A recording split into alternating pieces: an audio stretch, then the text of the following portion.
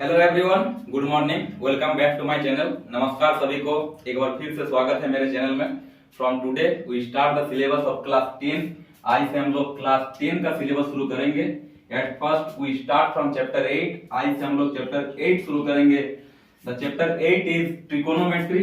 Chapter 8 त्रिकोणमिति है।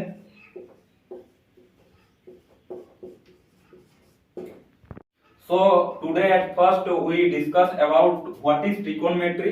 The definition of trigonometry is the important branch of mathematics in which we discuss about the relationship between side and angle of a right angle triangle.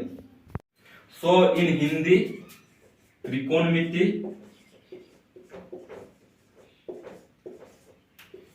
त्रिकोणमिति गणित का एक महत्वपूर्ण शाखा है, जिसके अंतर्गत हम लोग समकोण त्रिभुज के भुजा और कोण के परस्पर संबंध के बीच व्याख्या करते हैं। So in our previous class we already read about what the right angle triangle is. Right angle triangle, the triangle in which one angle is equal to 90 degree is known as right angle triangle. So here ABC is a right angle triangle in which angle B is 90 degree. In Hindi, समकोण त्रिभुज ऐसे त्रिभुज को कहते हैं जिस त्रिभुज में कोई एक कोण 90 डिग्री के बराबर होता है। यहाँ पर एबीसी एक समकोण त्रिभुज है जहाँ कोण B, angle B is equal to 90 degree. ये हम लोग अपने पिछले क्लास अर्थात 7, 8, 6 क्लास में पढ़ चुके हैं समकोण त्रिभुज के बारे में।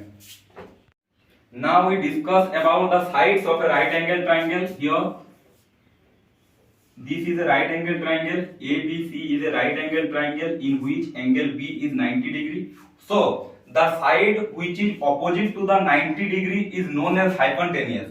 जो भुजा 90 डिग्री के ऑपोजिट में होता है उस भुजा को हम लोग कर्ण कहते हैं। So here AC is hypotenuse, AC is edge, AC is कर्ण।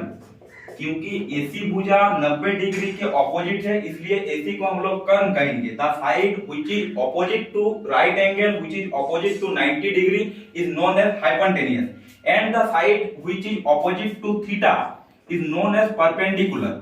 जो साइड थीटा के ऑपोजिट होता है उसको हम लोग लंब कहते हैं। यहाँ पर थीटा के ऑपोजिट AB साइड है। Here the opposite side of theta is AB, so AB is known as perpendicular लंब। And the remaining side, that is BC side, is known as adjacent side or base. Your BC is known as base Aadhaar. Now we draw another figure. In this figure 90 degree is on angle B, but theta change and present on angle A। यहाँ हम लोग और एक figure बनाए जिसमें 90 degree angle B रहेगा लेकिन theta change होकर एंगल ए में रहेगा। इसमें इस फिगर में जो कर्ण रहेगा, जो हाइपोटेन्यूज रहेगा, वो एसी ही रहेगा। क्योंकि हम लोग जानते हैं जो भुजा 90 डिग्री के ऑपोजिट साइड में होता है, the side which is opposite to the right angle is known as hypotenuse. लेकिन यहाँ पर जो परपेंडिकुलर रहेगा, जो लंब होगा, वो चेंज हो जाएगा।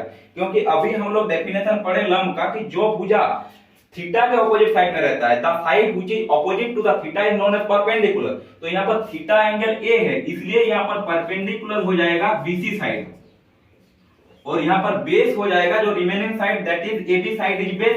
तो यहाँ पर आधार हो जाएगा, बेस हो जाएगा एबी साइड। अर्थात 90 डिग्री के ऑपोजिट भुजा हमेशा कर्ण होता है, लेकिन जो भुजा थीटा के ऑपोजिट में रहता है वो लंब होता है, वो परपेंडिकुलर होता है। दैट इज यहाँ पर 90 डिग्री के ऑपोजिट में AC था, इसलिए AC हाइपोटेन्यूज हुआ, और BC थीटा के ऑपोजिट था, दैट इज BC यहाँ पर परपेंडिकुलर हुआ। यहाँ पर थीटा के ऑपोजिट AB था, इसलिए यहाँ पर परपेंडिकुलर AB हुआ। लेकिन इस फिगर में थीटा के ऑपोजिट BC था, इसलिए परपेंडिकुलर BC हुआ। So here the side which is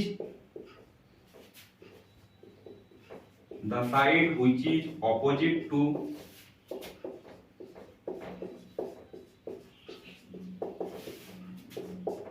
90 degree और right angle is known as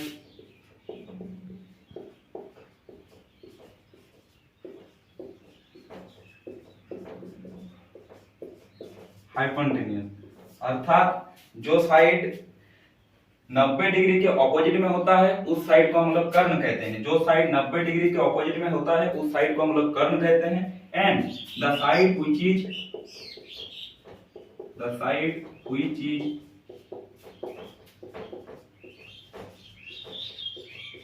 opposite to theta is known as perpendicular,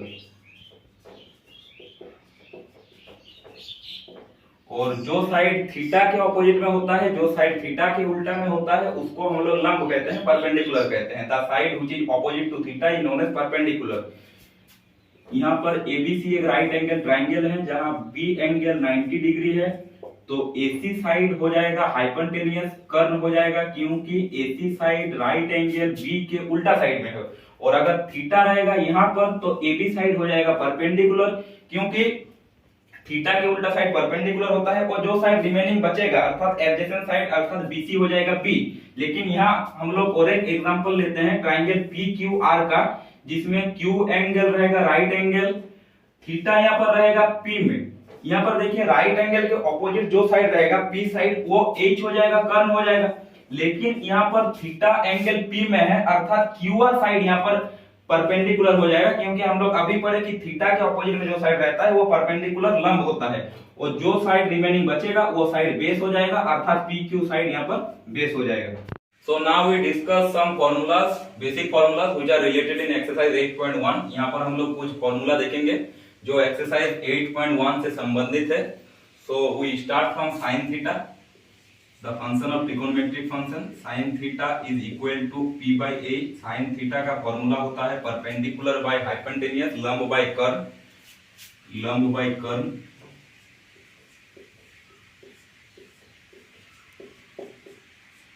cos theta is equal b by a, that is base by hypotenuse, that is Aadhaar by curve.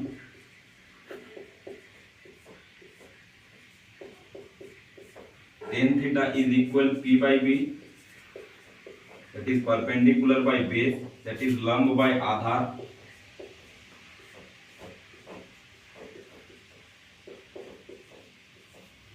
cot theta is opposite of tan theta, tan theta is perpendicular by base, then cot theta is equal base by perpendicular, and cos theta is opposite of sec theta, that is cos theta is b by h, so sec theta is h by b, that is hypotenuse by base, and cosec theta is opposite of sin theta, sin theta is p by h, so cosec theta is equal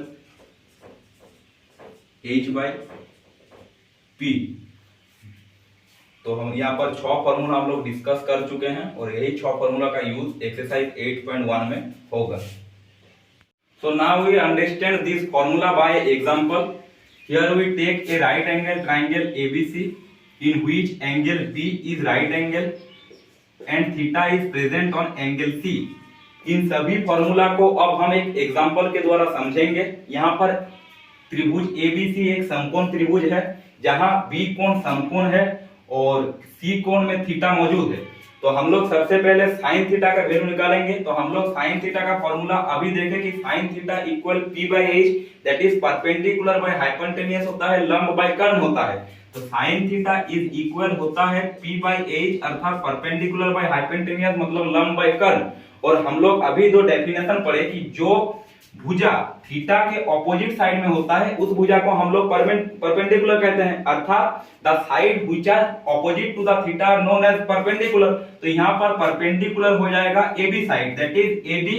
और एक definition हम लोग अभी पढ़े कि जो भुजा 90 degree right angle के ऑपोजिट में होता है उस भुजा को हम लोग हाइपोटेन्यूस कहते हैं। The side which are opposite to the 90 degree is known as hypotenuse, वो भुजा कर्ण होता है। तो यहाँ पर H हो जाएगा AC भुजा, तो हम लोग H के जगह पर लिख सकते हैं AC। तो हम लोग यहाँ पर sin थीटा के जगह पर लिख सकते हैं AB by AC, that is perpendicular by hypotenuse. अगर हम लोग यहाँ पर cos थीटा निकालेंगे तो cos थीटा हो जाएगा b by cos थीटा होता है आधार बाय कर्व। तो यहाँ पर ये भुजा परपेंडिकुलर होता है, AC भुजा हाइपोटेन्यूस होता है। तो जो साइड रिमेनिंग बच रहा है जैसे BC साइड, वो साइड हो जाएगा B। तो यहाँ पर आधार हो जाएगा BC, तो cos थीटा होता है आधार बाय कर्व बेस बाय हाइपोटेन्यूस, तो cos थीटा हो जाएगा BC बाय AC। अब हम लोग और एक एग्जांपल यहाँ पर लेते हैं। Now we take another example. In this example angle B is right angle triangle. यहाँ पर हम लोग और एक एग्जांपल लेते हैं।